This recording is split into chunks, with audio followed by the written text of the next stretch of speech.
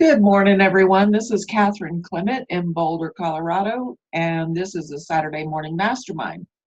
And if you've never been with us before, this is just a group of friends that got together, I don't know, about 5 years ago now or something like that. And we're all entrepreneurs. We all, we have jobs, we have businesses, we all do different things. And we don't come here to talk about businesses or things like that, but we do read books and study books on self-development, and we tend to lean more towards the spirituality side. And this book that we're reading right now is called The Wisdom of Sundays by Oprah Winfrey, and it's a really great book. However, I have to tell you, when I first got the book, I was slightly disappointed. Not disappointed, but just slightly disappointed. It felt like something was missing. And then I bought the Audible version to go with it, and that's what was missing. So if you really want to study this book, I recommend that you get the written version and the Audible version. So we're going through chapter by chapter, and it's taken us about 2 weeks to cover each chapter now. And this week we're working on chapter 7, which is Breaking Wide Open or something like that it's called. And but before we get started on that, I want my friends here to introduce themselves, and then we'll get going.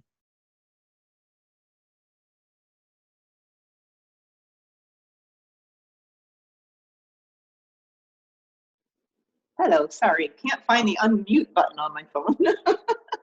Found it. Good morning, everybody. Welcome, happy to be here, even though I've had some technical difficulties. I'm here, yay! Good to see y'all. Looking forward to the conversation.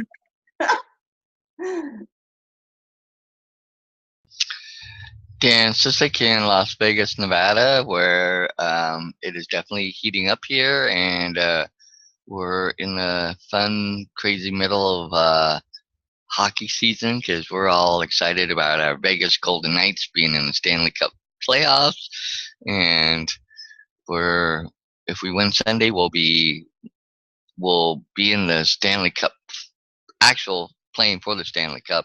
So I'm really rooting really hard for um, our Vegas Golden Knights. So sorry, I just had to talk about that because I'm really excited about that, and just happy and looking forward to being here and going over what's next in the chapter.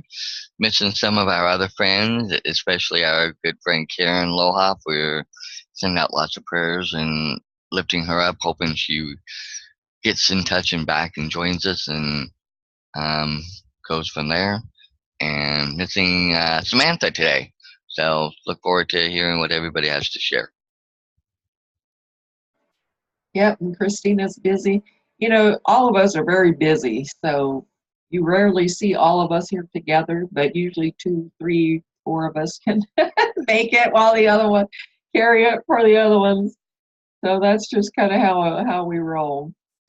So we are on YouTube. We are on Facebook. Facebook, you can look us up under Mindset Mastery Collective. And the YouTube channel, that's Mindset Mastery Collective too, I think. I should know as often as I'm over there. So you can find all of our replays there. And then SaturdayMorningMastermind.com you can go to, and there's just tons of information there for you. So let's get into this book, because I have to say, last week, Sandy, you were sharing that you can be very emotional, and you had been having some episodes of crying. I have been crying all week, you guys. Like, I have been busting open. I don't know what is going on. It's not just me, because I have tons of friends that are telling me the same thing. So I don't know if it's something in the planet. I don't know if we're adjusting to some kind of new energy. I don't know if Uranus moved into Taurus, girl. Woo, shaking things up. Woo, I'm telling you. I mean, I have never prayed as much as I have prayed this week.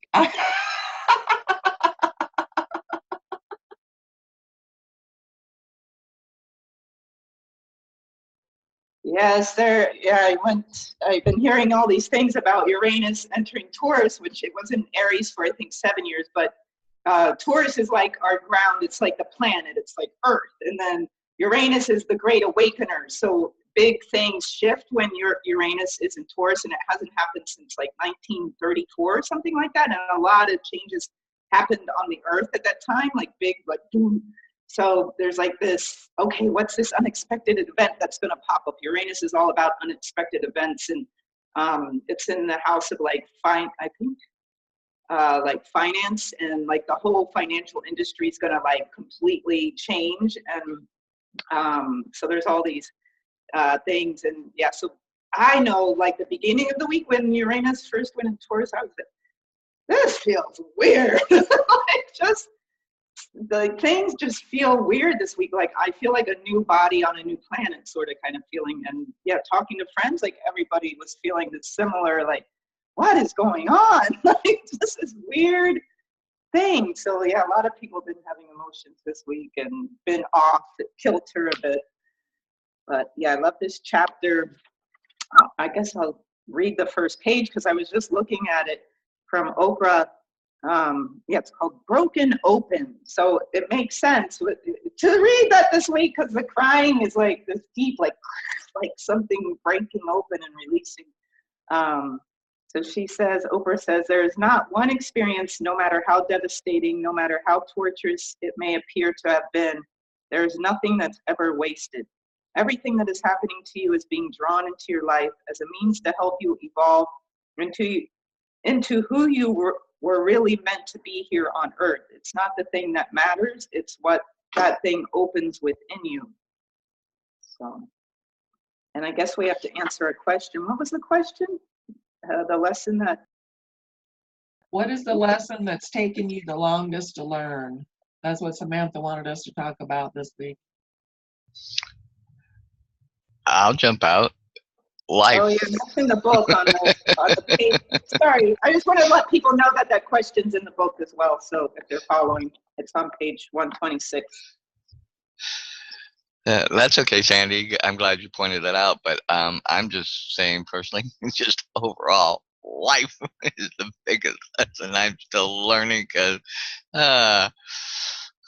like you said, there are a lot of ups and downs and things going on, and I wasn't quite as aware of some changes, but I did notice myself go through kind of a little lull or something, or I don't know how to explain it. Just being hit with some feelings, and then now, especially after hearing more and more about the Kilauea volcano and a lot of the things going on just to the earth, the earth itself reacting to things, all the events, the weather events, the changes, for us, we hit some very high temperatures, which aren't normally normal for us in this time of year. So that's been kind of weird, and just life itself is just like I said, it's going through some shakeups, and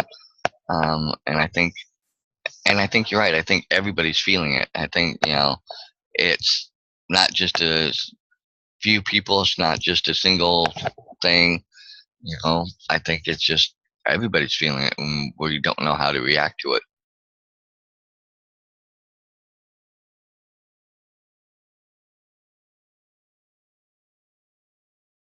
Oh, this mute button. Okay. It's hard to find with your fat finger to press on it on the phone. Oh, the longest, what is the lesson that took you the longest to learn?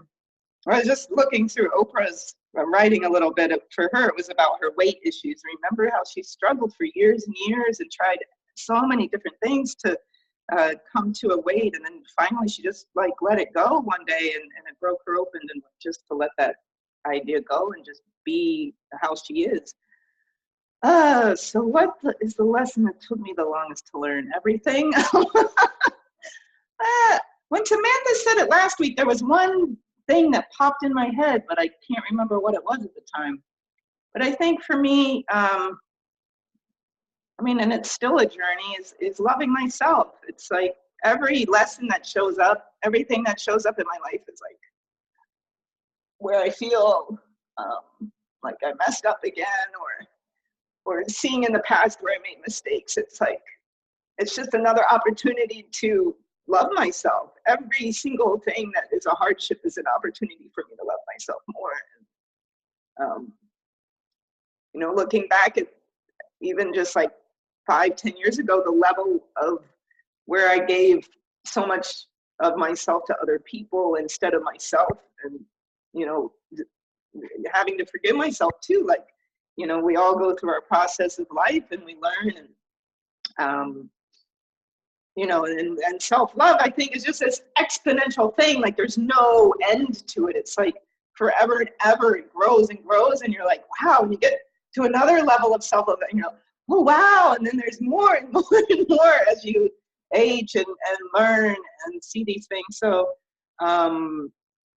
I think that it's just this ever-going thing, and I'm sure it'll grow. But it's like, I feel like every time, even if it's a financial lesson, whatever it is, it comes down to my self-love, my worth, my confidence, my esteem. Everything's inside. And I think the lessons are also reminding me that the source, the creator, is always with me, and not to disconnect from that or doubt either in these situations. Like, that's been, for me, one of the biggest lessons of the past years. Like, everything's happening for me, and I'm always connected. There's always a channel to the light. And so remember that, and that light loves me, and I love me, and, you know, remembering these things. And as I look at the past, seeing like, okay, I was where I was at, and nurture that person. Like, okay, that was that Sandy then, and she made that mistake because she didn't love herself the way she does now. And that's awesome. Look how far we've gotten. And, you know, thank her, and really, it's a process. But yeah, so those, I think that's one of the biggest lessons is, yeah, just keep learning to love myself again and again and again and again. Yeah, I'm going to jump back out. Sorry, Catherine. I'm sure you probably have something to add. That's wonderful to add, but I'm going to jump back out a second and add what Sandy was saying. Yeah, I think when I really come down to it and really kind of point or pinpoint one thing, for me, yeah, loving myself based on all the things I've gone through. And last week when we were talking about that, getting in touch with that inner child that was hurt, or, you know, that lived through some things, and reconnecting and learning to let go of some of that. Well, I've forgiven and let go a lot of stuff, but there's a lot of stuff I experienced and went through, but I didn't take it in, so to speak, if you guys can understand what I'm trying to say. And I tried to go back a little bit and just try to reconnect. And I did it a little bit, and I'm going to get emotional on this one because I really wanted to kind of console or let that part of me know that I've turned out okay, you know, to the best of my abilities, and through the family and members and people around me that have brought me, you know, to where I'm at. But it was kind of hard to reconnect and reassociate. And, you know, in some ways that kind of bothered me too. It made me feel, did I really just totally squash a lot of that? And did I lose a part of myself too? And so in that's been kind of playing out, because I realized that I'm capable and able to love and give to others so much more than I'm ever able to give to myself. And I think that's pours out of what I went through, and I don't want anybody else to feel what I went through, I guess. And so in that, it's something I really want to go back to, you know, because I think Catherine made some good points last week that I really, you know, took to heart. And I need to work on, you know, getting back to reestablishing and kind of, you know, connecting back to all of me and letting that child know that, it's okay. You know, you are loved, you are special, you are someone that matters. And so I think maybe that might be a little bit of why I've felt a little bit of the feelings I've been feeling this week too. Maybe that awakening's kind of starting to happen and I just didn't realize it.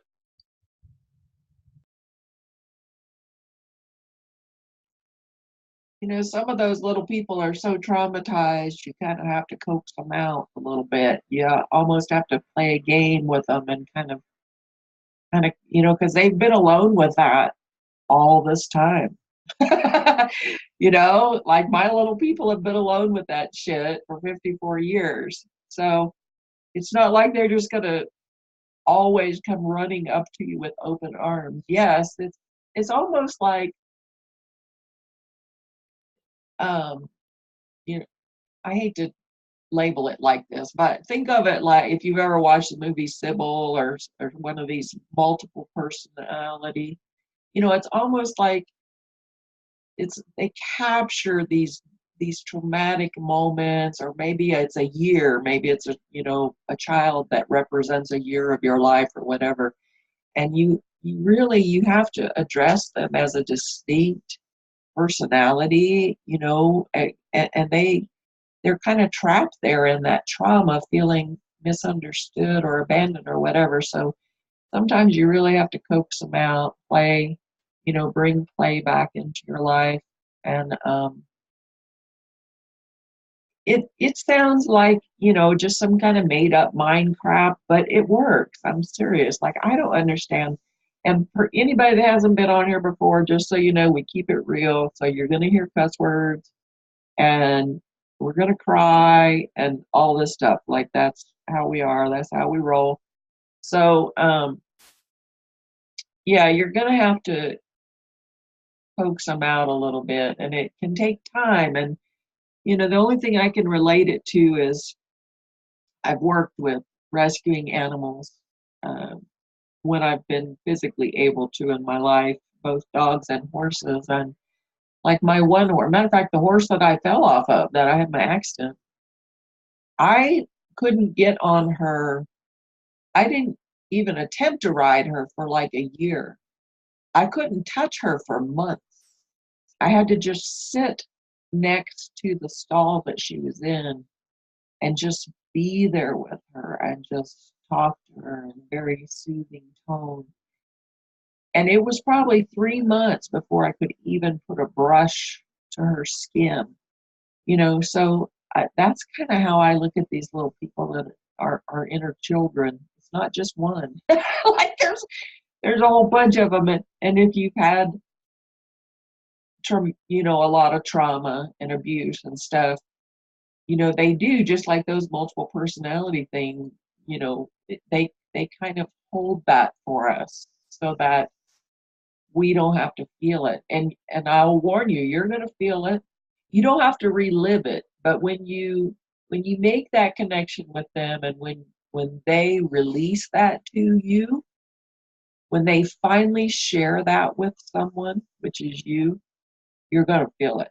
Like, you're going to be crying this week too, dude.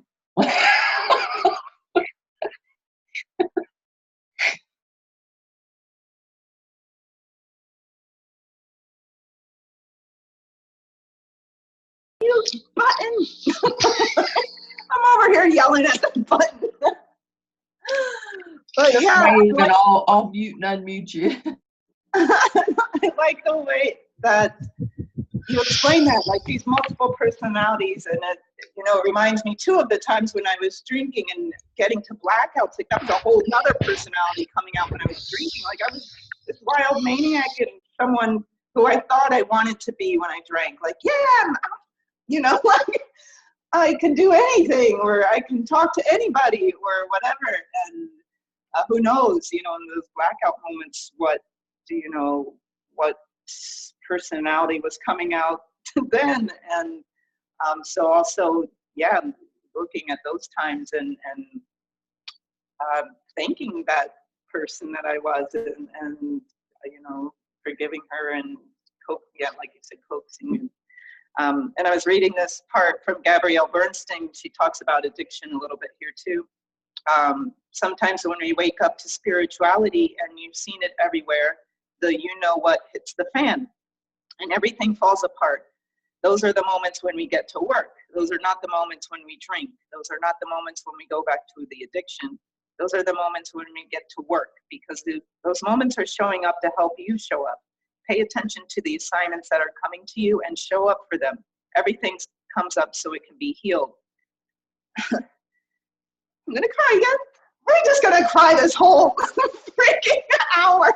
I mean, broken open. Hello. Of course, this topic is going to make us like emotional mess.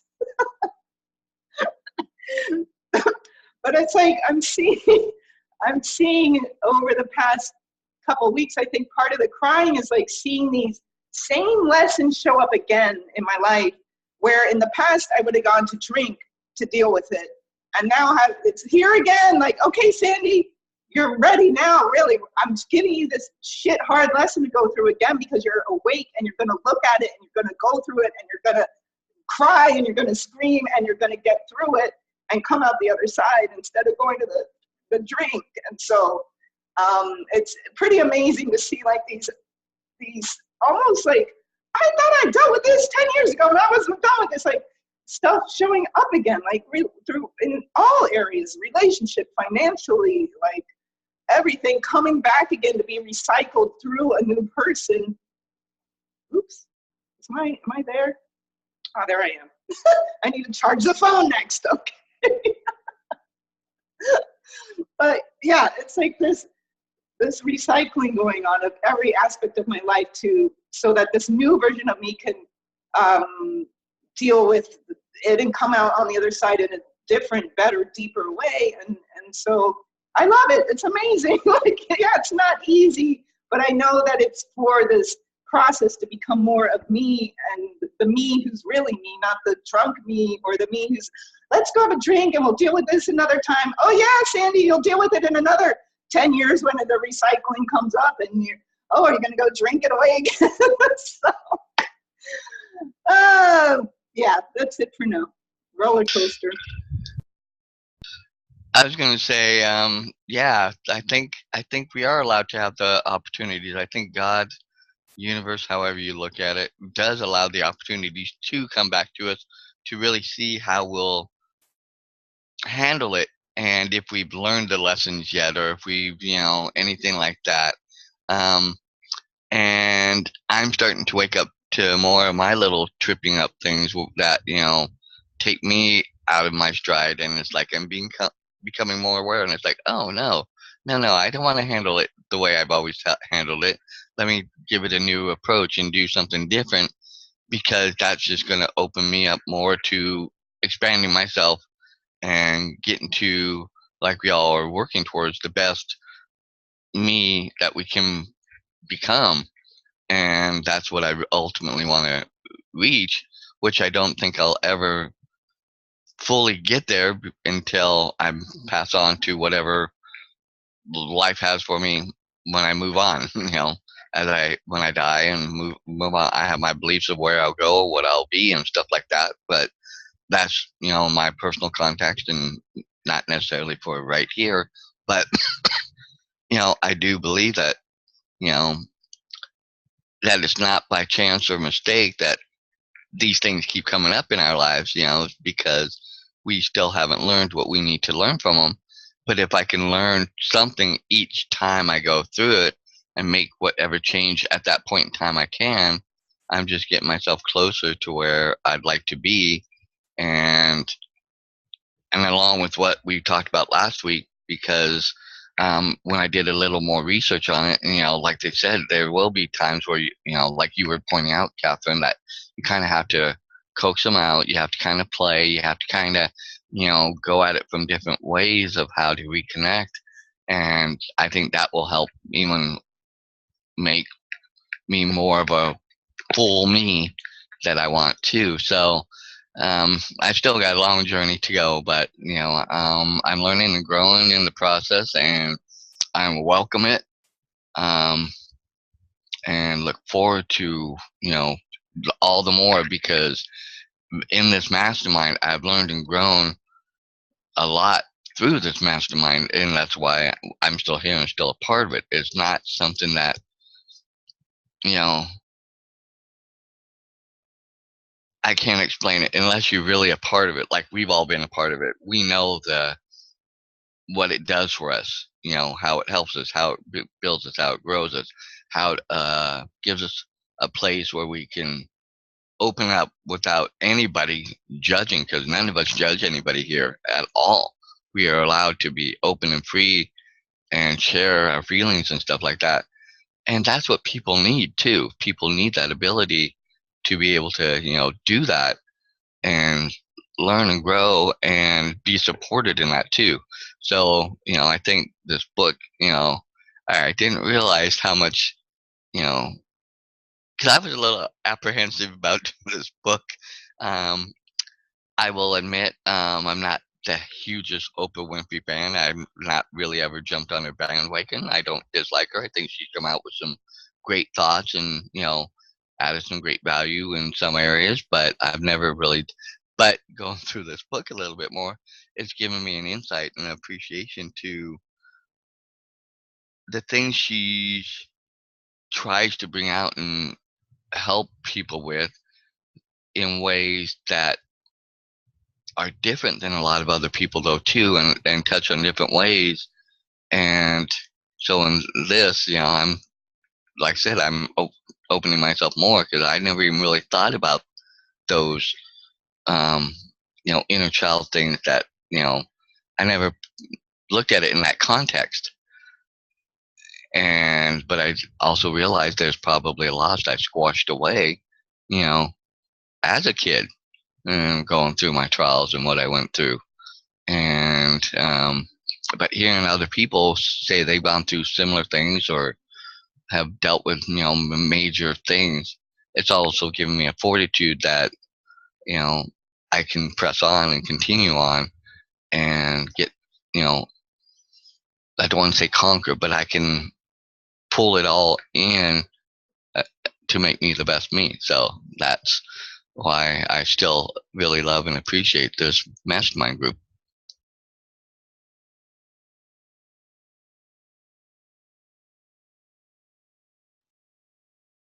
Thanks, Dan. Yeah, me too. I appreciate being able to be real. Being in the entrepreneur world, especially the online entrepreneur world, uh, there's a certain amount of, I don't know, it has to do with positive thinking. I'm not against positive thinking, but it just seems like people lie to themselves a lot. And that's one of the things that, Oprah finally figured out what was causing her weight issue. It was that she was lying to herself. And she said, and I hate liars. And I'm the same way. And that's why I always say, we say what we most need to hear. And if something rubs you, to pay attention to it. And that's one thing that I've been looking at this week is where I started out, of course, in the pity party, why in the fuck is everybody lying to me, basically. And then I started thinking, okay, well, where in my life am I lying, and who am I lying to? And of course, I mostly lie to myself. Um, the lesson that it's taken me the longest to learn is the same as both of you said, is learning to love myself. After last week, even after last week, what you said, Dan, about it's so much easier to extend love to somebody else than it is to yourself. So last week, Sandy was sharing that, she gets emotional and that it hasn't always been okay with other people in her life, and it's caused some issues. And we were telling her it's okay, and, express yourself and don't hold it in and all of that. So then when the shit hit the fan this week, and, here I am in uncontrollable tears, and then I'm like, stop it, Catherine. If you could have heard me, I I started to beat myself up. Now, thankfully, I caught myself, every time I caught myself. So that's improvement, right? But I'd always start out by, okay, that's enough. For God's sake, just, put your big girl panties on and get on with this shit. And so then I have to remind myself, might have been Matt Kahn who says that we're talking about going back to the inner child. We don't need to because we're all still 5-year-olds.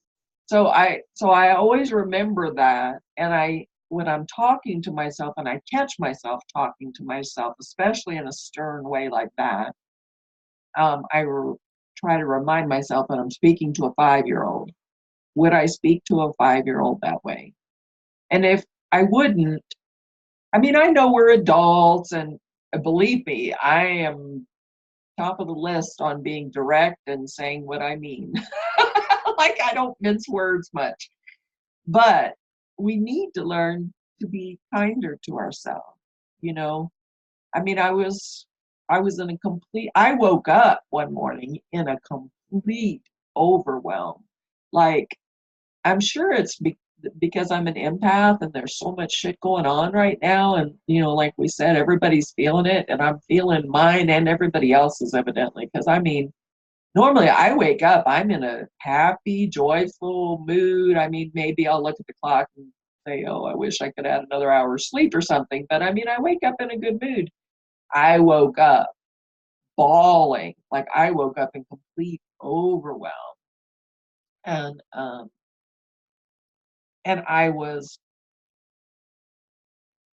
it didn't take me long to get to that stern voice. Like, I might let myself cry for a minute or two. But then that's it. Okay, I'm like the Nazi general or something. I don't know. Back to it. That's enough of that. And oh my gosh. And so we have to learn to love ourselves more, because I would never say that to you. And so even if you can't get to the point where, if your adult mind says, but I'm not 5 years old and I shouldn't talk to myself like I'm 5 years old. So then put your best friend there and say, would you talk to your best friend that way? Kind of like, what would Jesus do, except different? Like, would you say that to Sandy? Of course, I would never say something like that to Sandy. Oh my gosh. So how do we get to be so cruel to ourselves? And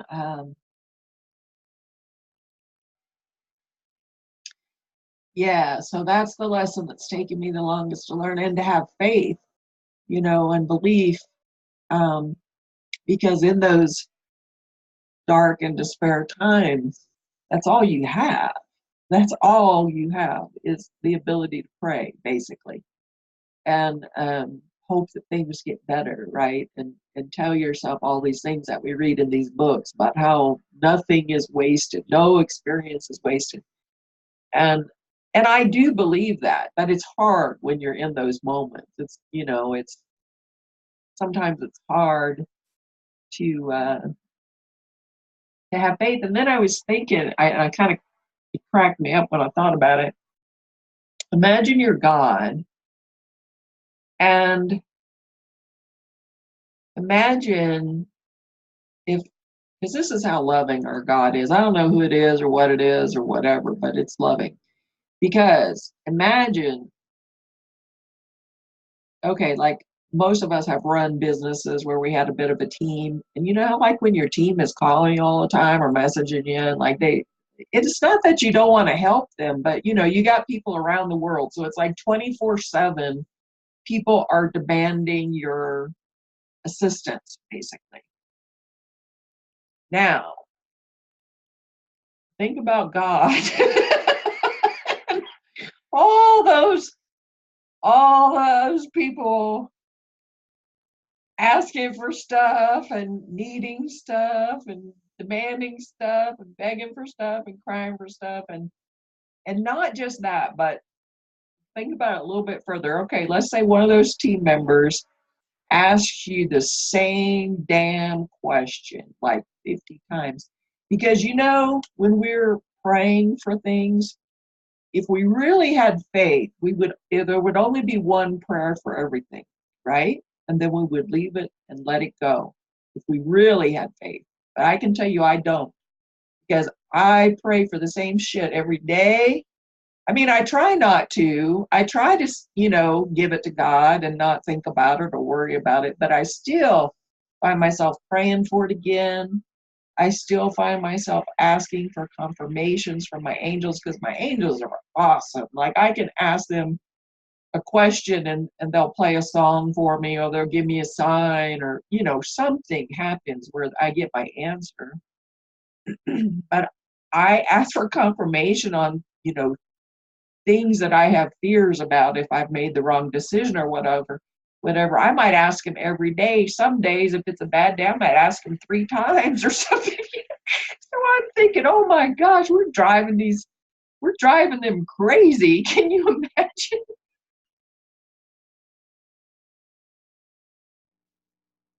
That's funny. Yeah, I was thinking of that the other day of praying and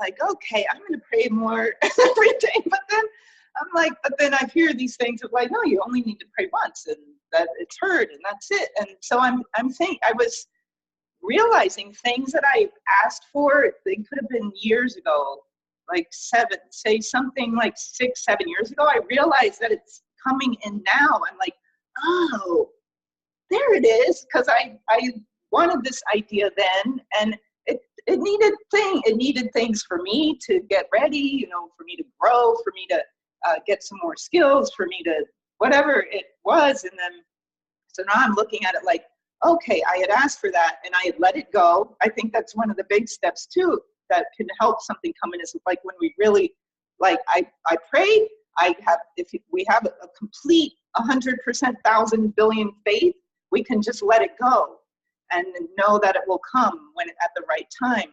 I think that's the hardest part of praying, is like, okay, and knowing that it's answered right there and it'll come. And I think that's why we do it repetitively, because it's, where is it? Why isn't it here? So seeing that, okay, 7 years, it seems long, but it's also not that long.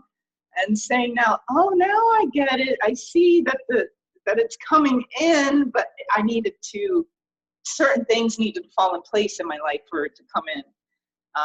So yeah, but good point, like about praying and really having that faith. I liked one wording of a quote I read in the book here, to spin it back to the brokenness. When we open into our brokenness, that's when we blossom. So I wasn't, with the title Broken Open, I wasn't thinking of us as like broken, but then that was interesting, open into our brokenness, because I guess if we're going through difficulty, there's something we might, are we broken? I don't know if I like that word. I'm broken, but breaking open, I understand, but opening into our brokenness. Yeah, I'm going to sit with that. But I wanted to read one more thing from Deepak real quick, because this has been important for me lately. What you can do in any situation, no matter what the challenge is, you can always go to your state of being. And how do you go to your state of being? You stop. No matter what the challenge is, you stop. You take a few deep breaths. You smile everywhere in your body. You observe what is happening in your body, in your mind, and then you proceed with loving kindness and compassion. Stop. S, stop. T, take 3 deep breaths. O, observe.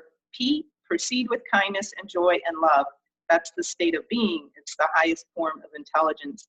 And I've noticed I've been doing this sort of automatically myself lately when I have an intense emotion.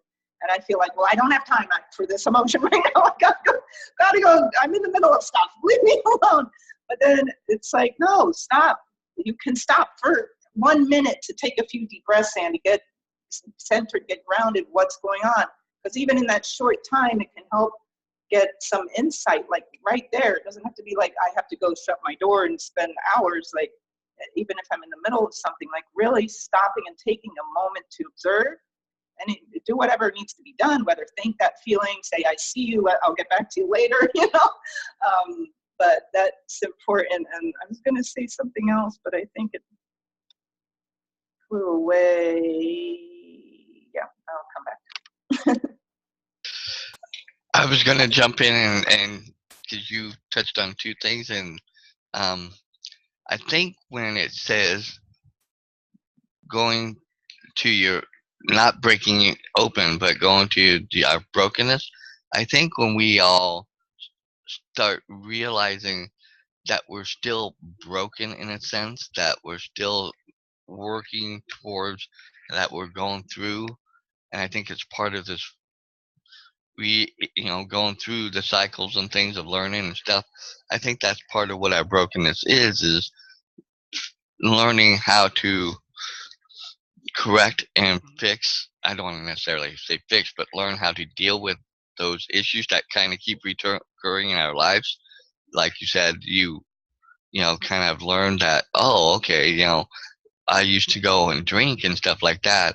That was part of your brokenness, but now you realize some of that, how you deal with it, and you're changing how you approach. So I think that's part of the brokenness, realizing some of those things that are what's tripping us up, and that moving forward, I think that's how, breaking ourselves open so we can move forward in that aspect. I think that's a little part of it. I don't know the full what she's trying to get to. I think we're all still learning some of that. And then what you just touched on about, go to our state of being. I actually have done that a couple times, and I kind of had to stop and tell myself, okay, stop, wait a minute, you're getting in a mode or a situation where you're feeling uneasy, you don't like, distress. Take a couple breaths, just kind of look at it for what it is. Part of this you can't do anything about because that part's out of your control. So I stress over it. And I was able to kind of recenter myself and kind of get myself back to, calming myself down in the moment of, and it was at work, dealing with something that was totally out of my control, but it affected what I was doing for my job and how much time and stuff that it would take to do that job. And when I did that, I found myself more at ease and was able to relax and just do what I needed to get done, and I got it done.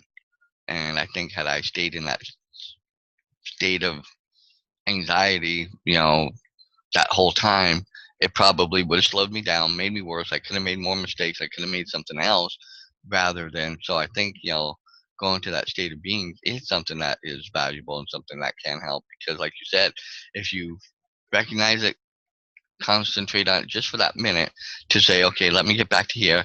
Okay, is this something I have to deal with now? Or is this something I can kind of say, okay, let me deal with it later. Let me move forward with the things I can deal with or things like that.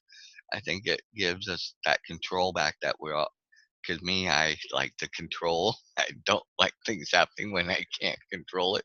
It absolutely makes me nervous and absolutely drives me nuts, and I get very anxious and very, like, how am I gonna, and I think, doing that, going to that state of being is something that we all need to learn to go to, and we don't do it enough.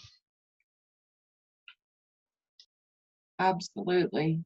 And I can tell you that's what I did over and over and over this week is I would just stop and breathe and pray. And, you know, sometimes you can get so overwhelmed that you're just paralyzed, basically. Like you just can't, you feel like you can't do anything, like you can't move forward. And it's super important, like you just said, Dan, during those moments. I mean, yes, take time and have emotions and comfort yourself and all that, but also it's important to do something, do anything that you can do to help raise your vibration, because what's going on right there is like your battery, your phone's dead, right? Like you're you just lost the charge on your phone, basically, right? So you gotta You got to find something. You got to do something to charge Dance yourself. party! Dance party! You got to find a way to charge yourself up. And yes, dancing for me works great. Like some people don't like to dance, so that wouldn't work for them. But music works for me. Dancing works for me. Um, Loving on my dog works for me. Going outside, taking my shoes off, getting my feet in the grass, leaning up against a tree. These are all things that physically, I'm not talking woo-woo here, physically raise your vibration, physically raise your energy, because there is energy in those things, right? And we don't like to be energetic vampires by any means, but it's okay for us to draw off of Mother Earth's energy. She's got plenty there for us. And it's okay for us to tap into that and juice ourselves back up, you know. Um, Taking the action, any action, you know, maybe you want to just write a poor me pity party letter or something, or you know what really can get you to cry more, or at least for me it does, is looking in the mirror. Like if I look in the mirror, if I'm crying and I look in the mirror and I see myself crying, then my heart has more compassion for me somehow. I know that sounds weird, but it's true. It's like if I don't see myself crying, I don't see the pain, I don't recognize the pain, and then my bully that's in there telling everybody to shut up and just get on with it, my mountain man dude, you know. But if I look in my eyes in the mirror and I'm crying and I see the pain in myself, and then if I can keep that bully out of there and I can just really let myself let go, then, you know, of a lot of that stuff and have compassion. It doesn't mean I have to stand there for 45 minutes bawling, because really, once I look myself in the eye and I have the compassion for myself, the pain is almost gone at that point. Because really, just knowing that somebody cares, somebody understands, that somebody's there with me, that's the main thing. And it's so easy for us to extend that to other people. And I don't know why it's so difficult, but if you have difficulty with that with yourself, try the mirror thing.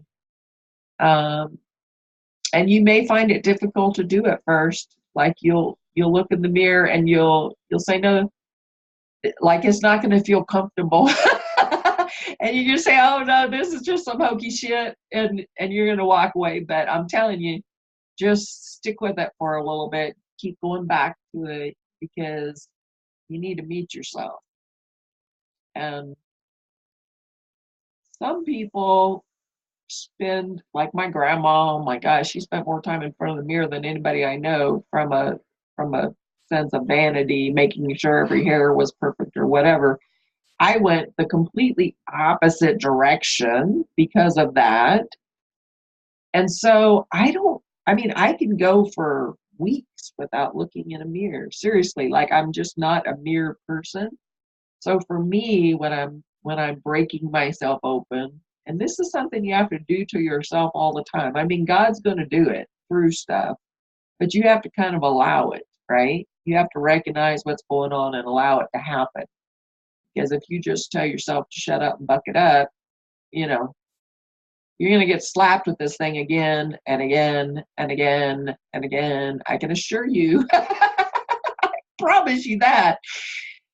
So, you know, for me, it was the mirror is a very powerful tool for me. And there's all kinds of great, you know, authors out there that talk about mirror work, and even using that as somewhat of a time portal to like change things, and maybe time portal back to those inner children experience. I mean, you can use your mind creatively, guys, because what I can tell you what I didn't do this week.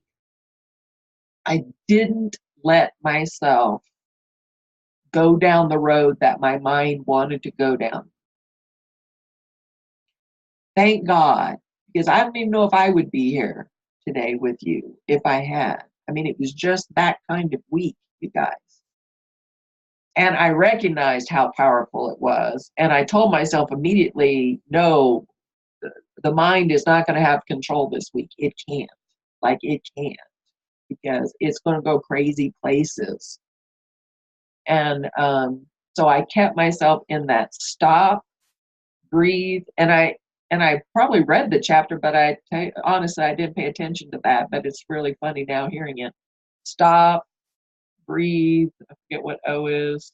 But anyway, I was in prayer. I just kept telling myself, if I can do the dishes, if I can brush my teeth, if I can just help someone today. That's what I kept in my mind. If I can just help, if I can keep helping people, then somehow that's just coming around to me. And I wasn't doing it like from a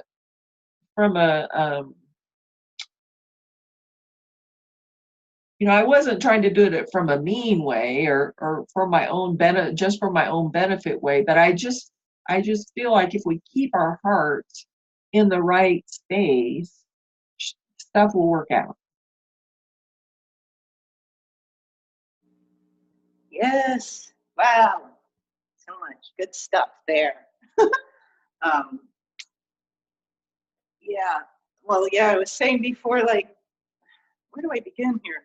I mean, I think it's important to also, when you know that something is coming up, that to also give yourself that time to look at it, because I think a lot of times we're so rushed in life. So, okay, like, I'll deal with this later. But then I know in myself, at least, that there's a time where it's like, you know what? Drop everything. Like yesterday, I was so overwhelmed. I've been like working nonstop on my practice and different projects and like creating these online courses. And I'm like, I just can't do anything. So I went to the beach and laid there for half an hour. And just that just got me back like refreshed again. But I knew there was more. And I used to journal a lot. And I know it's good for me. It helps me, and probably for everybody, it helps to like have new insights and see the bigger picture sometimes if you write things down, instead of, because it can get all like jumbled in the mind, and your mind's like bloop, bloop, bloop, bloop, going all over the place with 1,000 scenarios all at once, and you're like, shut up. So I finished my day and I said, you know what, tonight I'm setting time to have time to myself, and I'm going to write and just write whatever comes in the moment, let it all out. And I get afraid of like writing negative things. Like, is it going to manifest if I write about my fear? So, but I wrote it down anyway, like, this is how I'm feeling and blah, blah, blah. But I find that journaling helps me change it. Like you were saying, we have to take control of our minds. And because if I was going into this fear mode, like I've been having scenarios of different future things happening that are bringing me fear. And I'm like, why am I even going here? Why am I thinking like this? Why am I thinking of that this is going to happen in the future? So I wrote it all down. And then in the end, yeah, you can shift it. Like, I'm like, why am I thinking this? And I said, because these courses I'm teaching are like different tools for people, like to learn how to breathe deeply, to get up and dance, different things to release emotions. And I said, I haven't even been doing this stuff that I'm teaching other people to do. So I wrote it down like every morning, and I set a time, 6 to 7, no laptop, no phone. You get up, you meditate, you dance, you put on some positive thing. If it's Tony Robbins, whoever, Oprah, whoever, for 20 minutes, listen to them, get in the right mind state for the day, get rid of this. Don't look at this fear. Don't let the mind go there. And starting the day like that, I'm teaching people these things, and I haven't even hardly been doing them because I'm just going right to work. And so this morning, like when I got on the hangout, I just finished dancing with Tony Robbins, Peak State. And so, yeah, we have to really watch where our minds are going, because that thing can take us on some train wreck journey. and it changes our state in our body. Like I realize, you know, when I feel the fear, it's like this, like, ugh. And then, you know, the dancing or doing something just puts you in the right body state where your mind can be more like, oh, okay, what was that fear? Go away. Yeah, so it's important to give yourself the time to process the things going on in your life as well, because I know it's easy to like move on and go to the next thing. But when we take that time, and it doesn't have to take long, I probably journaled for 10 minutes and I was like, oh, okay, it's out and I see what I need to do. And that's it. And then you make changes and get out of the whatever was taking you somewhere. And if it's something, I mean, it doesn't always happen that quickly. Sometimes we're going through a longer process where we need, and I'm sure this thing's going to come up again, but I know that I have the tools to change my state, to put my mind on the right track. You know, but of course our minds always go all over the place, and we have to, okay, I see you, no, we're not going there, you know. So just being super aware and taking the time for ourselves and getting in the right state in our body and in our mind. Our body and our mind are so connected. So if we're sitting around slouching all the time and like, oh, it's going to affect our mind. And if we're up and okay, the mind is like, oh, okay, what are we doing? Okay. And vice versa. So always paying attention to the like Tony Robbins says too, your posture. Like you know, if you see someone sad, their face, if someone's, you know, okay, I'm in my state, you know, you're up, you're so even if you're depressed, one exercise he says is like, look up, put your chest up, smile, and try to be depressed while you're like smiling and open. It's like impossible.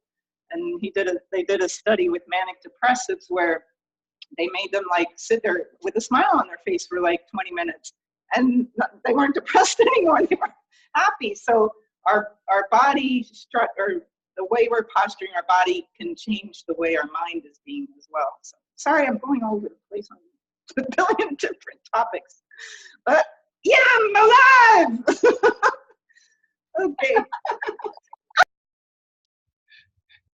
I wish I was that alive right now because I just barely had woke up when I jumped on this. So I'm Go trying dance to. put Tony Robbins on a dance and you'll be alive. I'm trying to come alive. But seeing your energy is like making my energy come up. Is like, yeah, I want that energy. I want that, you know. And so, yeah. So thank you for that energy because it's raising my energy level some.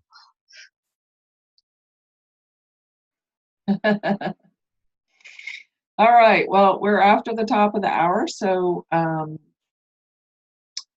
did you have any final words or? Yeah, I'll jump out. It's funny how how they say energy. You know, we can shift energy and be around people, and finding people that help raise our vibrational level. I'm going to tell you, and I know it happens, but I just felt it this morning because I got up and I was like, do I want to just sleep in and not jump on because I just really want to sleep? I made myself get up, even though I wasn't in the most high energy. But as we've gone through today, and especially with Sandy's energy level just being way up there, she's brought my level up, and I'm not even in the same state. I'm not in the same area. I'm not in the same, but being connected here through the mastermind, my energy level has risen so much already. It's like, wow, okay, I'm ready now to move on and take on the day and stuff.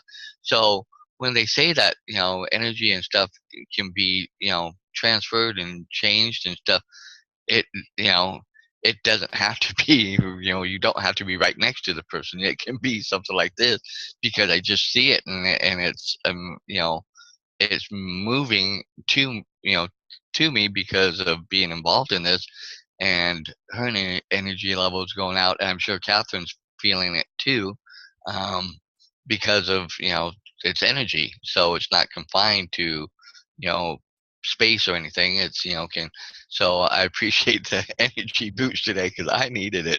So with that, but going into the breaking open and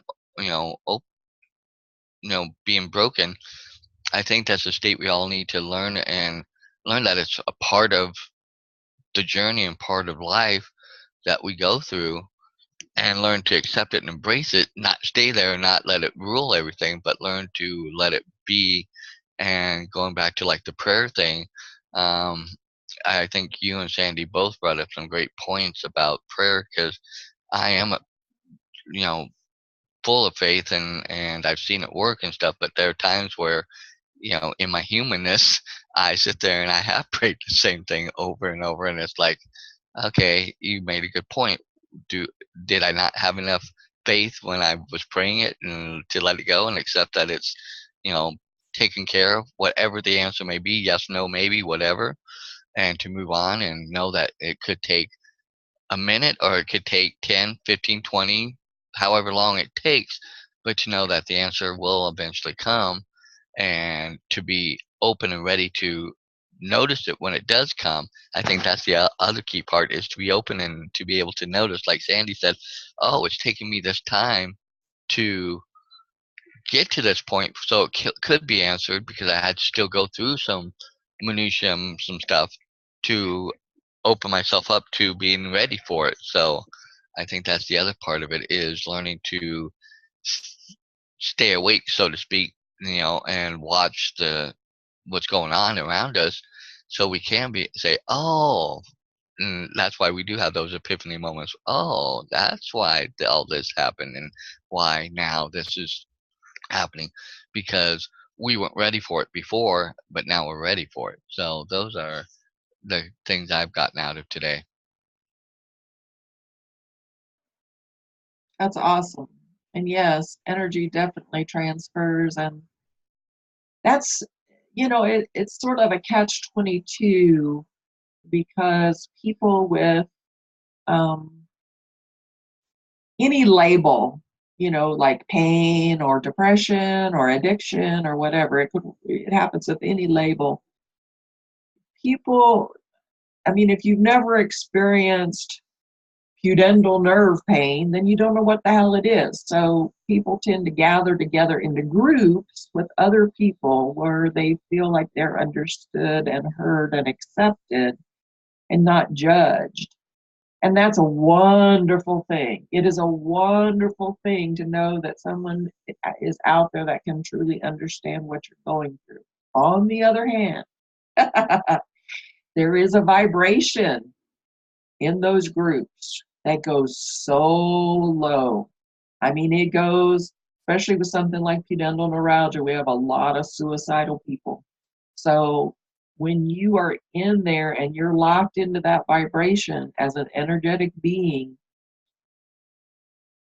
it can sometimes do more harm than good. You have to learn, like they call me this unicorn that flies in and farts rainbows and flies out again. But that's because I can only stand to be in there for a moment. Like I want to be in there. I want to be in touch with those people. I want to help answer questions if I can, whatever. But I can't hang out there because of the vibration. And the important thing to walk away from today is, I think, um, it is part of the human experience to be broken open. You will be broken open at some point by something, and it's okay. Everybody goes through it. Some people go through it every day, it seems like, But the point is that you don't have control over everything that's happening to you, but you do have control over how you respond to it. And when you get, and everybody's going to go to those low vibrations at some point over something, and when you go there, you have the ability to do something, do anything to raise your vibration up, whether it's through some of the things that we've talked about earlier, or just connecting with a friend. you know don't just don't let your minds are crazy. Like don't give it up to the mind. And I don't in any way mean to be disrespectful. I know that there are people that just are not as fortunate as I am, that like I can recognize when I'm going there, because I've been there. I've been in the lowest of the lows, and I can feel it. It's like watching the water go down in the bathtub. You know, you can feel that swirl. You can feel yourself getting sucked down into those low vibrations.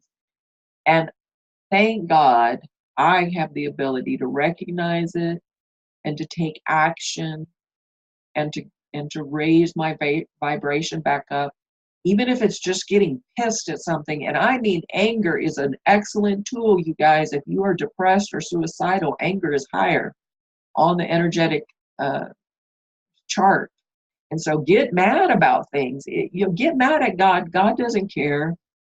Like, God's not going to punish you for getting mad and cussing him. Believe me, because I'd have been struck dead by lightning a long, long, long time ago because I cuss.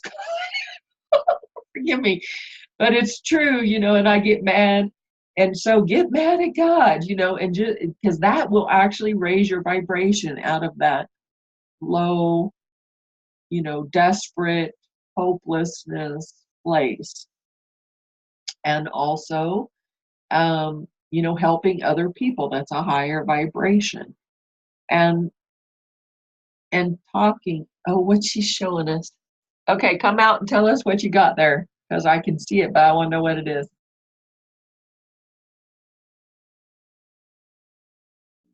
I don't know what you were just saying, but I just looked back at my desk, and as you were saying what you were just saying, I'm like, oh, this is perfect. Love coming out of you makes you happy. Oops. There you go. So if you can extend love to yourself, to anything at that point, you know, that will raise your vibration. It really is, like, we try to complicate it into all these scenarios, and we've discussed a lot of them today, but really when it boils down, it's vibration. And you'd really be shocked at how much just music can shift that for you. Now everybody has their own definition of what music would shift it. You know, a lot of people are have bad thoughts about heavy metal music and stuff like that. But you know what? If that music shifts somebody, even into anger, like people say, oh, well, the people that listen to that music are just angry. Well, guess what? Those people were fucking depressed and suicidal before that. So let's let them be angry. That's what I say, you know? Okay, we've rambled on enough. You guys get the point. I love you guys. Check us out on Facebook, Mindset Mastery Collective. Check us out on YouTube. Check us out on our website. Hopefully we'll have more members back with us. Everybody's kind of going and doing, but we love you all tremendously. And please feel free to pop on here and join the crazy. I love you guys. See you next week.